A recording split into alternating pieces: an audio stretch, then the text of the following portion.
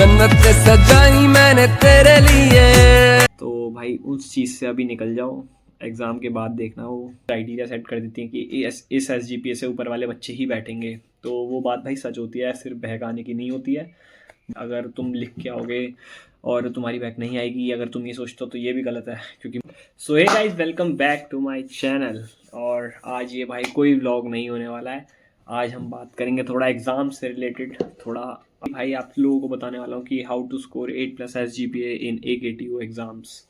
तो मेनली भाई ये वीडियो होने वाली है फर्स्ट ईयर्स के लिए, क्योंकि मैं खुद अभी सेकंड ईयर में हूँ। तो अपना करंट एक्सपीरियंस जो मैंने किया है भाई वो शेयर करूँगा, और एकदम ऑनेस्ट एक्सपीरियंस शेयर होगा। जैसे कि मैंने कॉलेज रिव्यू वगैरह में किया था, एकदम सच बताया था भाई। बहुत सारे जूनियर्स मिले थे भाई, उन लोगों को थैंक यू। उन्होंने कहा भी था भाई कि आपने जो कंटेंट डाला वो सब सच था भाई, और 80% हेल्प हुई। तो भाई ठीक है, अच्छा लगा भाई सुन के। तो थैंक यू उन लोगों को।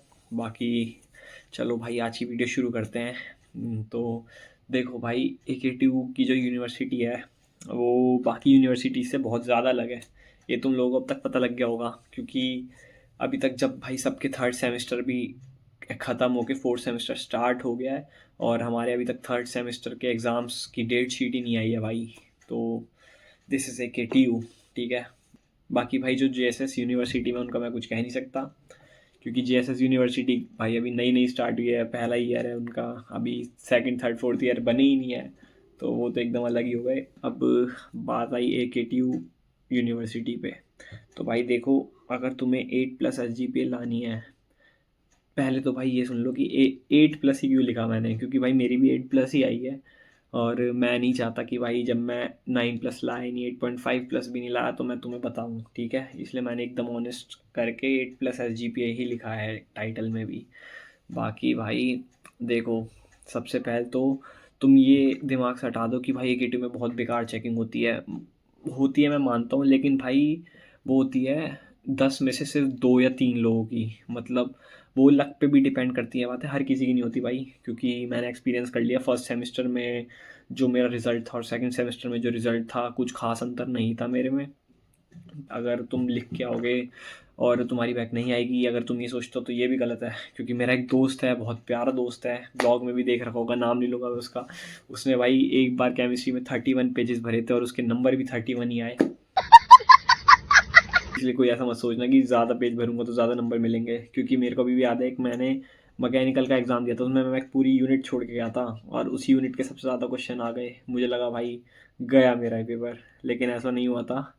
उसमें आ गए थे 40-45 के अराउंड, या उससे भी ज़्यादा शायद, याद नहीं मुझे। तो एनीवेज, मैं बस ये बता रहा हूँ कि भाई जो टीचर्स कहती हैं ना कि भर के आओ भर के आओ, मैंने सेकंड सेमेस्टर में बस एक एग्ज़ाम में 20 पेजेस भरे थे, वरना 16-17 या फिर 15-15 भी भरे थे। तो उसमें भी बैक नहीं आई मेरी, और ना ही ऐसे नंबर कमाए कि 40 से बहुत नीचे हो गया हो। हाँ 37 आए थे, लेकिन एटलीस्ट पास हो गया भाई। उससे तो अच्छा ये 31 भर के 31 लाया है भाई। तो ये मत सोचना, ठीक है। तो ये बात तो तुम्हारी रही इसकी। और बाकी भाई तैयारी कैसे करें, तो भाई देखो, फर्स्ट ईयर का मैं सजेस्ट करूँगा कि कोई प्लेलिस्ट मत देखो, सिर्फ गेटवे वाली क्लासेस देख लो। क्योंकि मैंने भी पूरा ईयर अपना गेटवे के वन शॉट से ही पास किया है। सेकंड ईयर में आके यहाँ चीज़ें बदल जाएंगी, गेटवे काम नहीं आएगा इतना, लेकिन फिर भी सेकंड ईयर में भाई गेटवे सिर्फ मैथ्स में सबसे अच्छा काम आएगा। मैं अभी मैथ्स उससे ही पढ़ रहा हूँ, क्योंकि और उसका समझ भी आता है काफ़ी अच्छा। तो सेकंड ईयर में जब आओगे तब का तब देखना। बाकी अभी फर्स्ट ईयर के एग्ज़ाम्स, फर्स्ट सेमेस्टर, वो भी पहली बार एग्ज़ाम दोगे, तो ज़्यादा घबराने की कोई बात नहीं है। हम भी बहुत घबराए थे, लेकिन आ गए थे नंबर। अब अगर तुम बिल्कुल ही पढ़ने वाले नहीं हो, सोचोगे कि भाई अभी एकदम पढ़ के पास हो जाएंगे, टॉप मार लेंगे, पास चलो फिर भी हो जाओगे, लेकिन भाई SGPA बनना मुश्किल हो जाएगा थोड़ा। तो कम से कम भाई 7.5 के या 8 समथिंग बना के चलना भाई, फर्स्ट ईयर से, फर्स्ट सेमेस्टर से।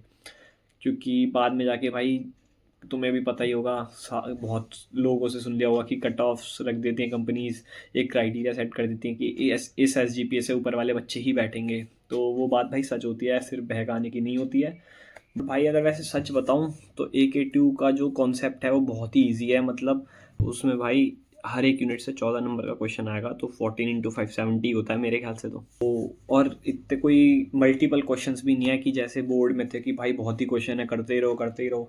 अब अगर तुम गेटवे वाले से भी पढ़ोगे तो वो भी सर बताएंगे तुम्हें कि बस ये क्वेश्चंस कर लो, ज़्यादा क्वेश्चंस करने की ज़रूरत नहीं। हर एक टॉपिक से मैक्सिमम 7 या 8 बहुत है, मैथ्स में भी या फिर इलेक्ट्रिकल में भी।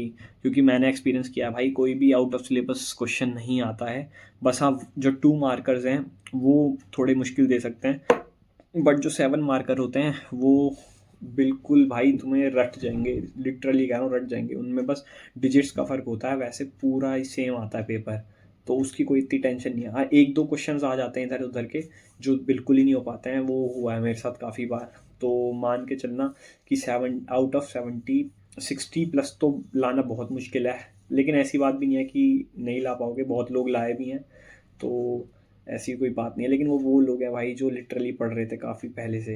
लेकिन हाँ भाई, एक शेड्यूल बना लेना कि एटलीस्ट दिन में 3 घंटे सफिशेंट है, दिन में 3 घंटे लेकिन रोज़ कम से कम देना है तुम्हें। और एक सब्जेक्ट को भी अगर तुम दिन के 1.5 या 2 घंटा दे रहे हो तो भाई बहुत है इतना। क्योंकि अभी जिस टाइम अभी हम हैं उस टाइम मैं कह रहा हूँ कि अभी काफ़ी इजी है स्कोर कर पाना। अगर अभी से स्टार्ट करोगे ना तो लिटरली कोई प्रॉब्लम नहीं होगी ना, अभी इतनी देरी हुई है।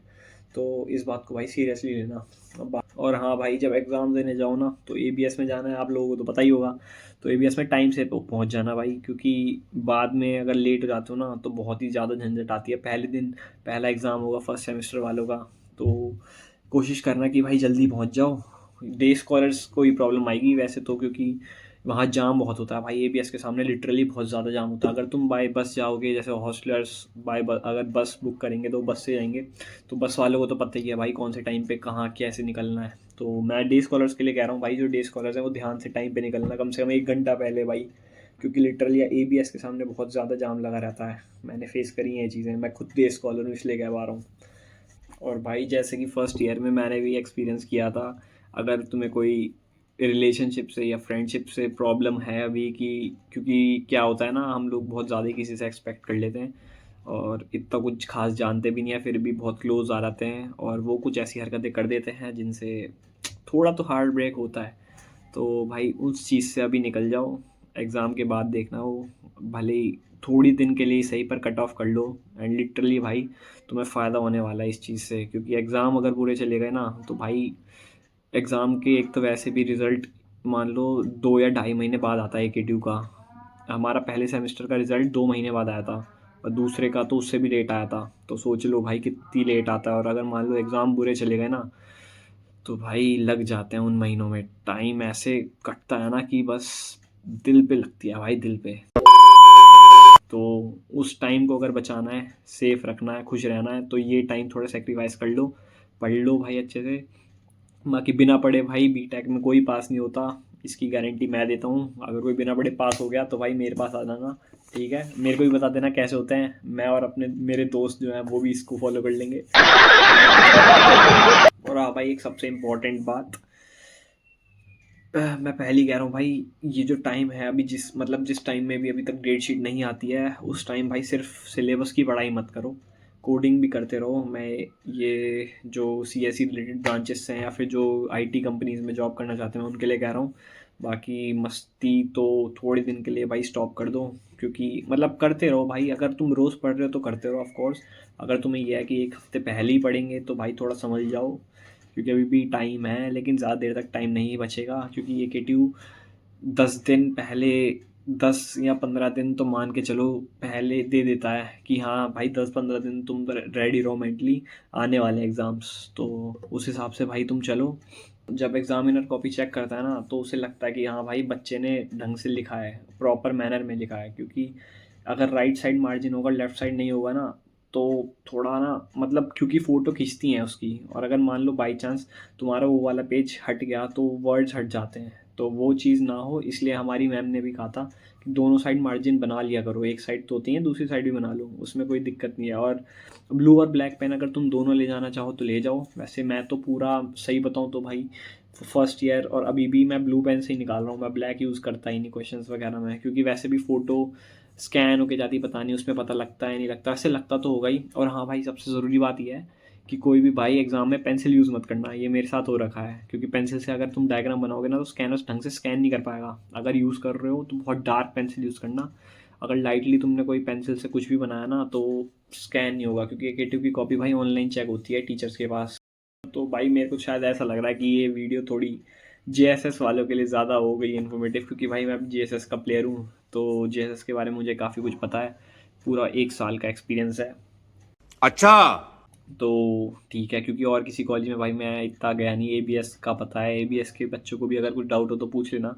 काइट और AKG, काइट तो भाई पूरा ये लोग हो गया, अब A-K-2 से उसका कोई वास्ता रहा नहीं है। और AKG है भाई, उसमें मेरा 2-3 दोस्त हैं, उनसे पूछ लूँगा। तो किसी मतलब इन 4-5 कॉलेजेस के अलावा अगर किसी के डाउट हो भाई तो मुझसे मत पूछना, क्योंकि कॉलेज के रिगार्डिंग मुझे कुछ नहीं पता, बस एग्ज़ाम्स के रिगार्डिंग मैं बता सकता हूँ सभी को, ठीक है।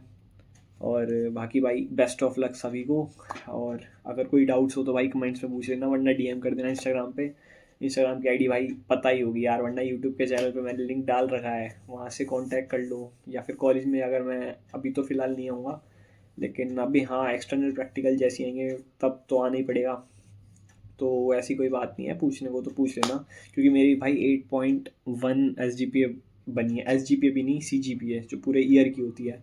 SGPA तो एक सेमेस्टर की हो गई। तो सेमेस्टर की भी बता देता हूँ। वैसे पहले में आई थी 8.2, दूसरे में आई थी 7.9, तो 8.1 एवरेज हो गया लगभग। तो आई होप भाई तुम सबको इस वीडियो में भी मदद मिली होगी, ठीक है। और पढ़ते रहो भाई, सेफ़ रहो, हेल्दी रहो, कुछ बाहर का मत खा लेना कि पेट वेट ख़राब हो जाए तो एग्ज़ाम देने ना जाओ, ठीक है। तो मिलते हैं भाई नेक्स्ट वीडियो में, तब तक के लिए भाई लाइक शेयर सब्सक्राइब सब कर दो, ठीक है। This Polaveri Adi